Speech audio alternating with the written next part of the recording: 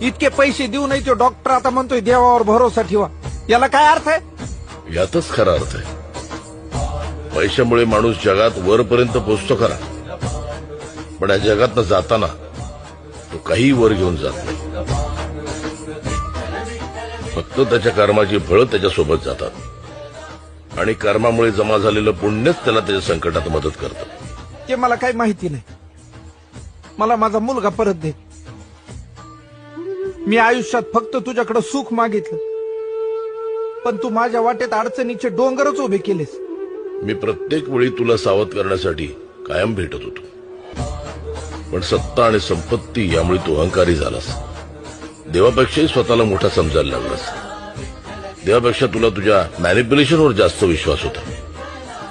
मग आता कर ना तुझं मॅनिप्युलेशन. वाचव तुझ्या विठूला.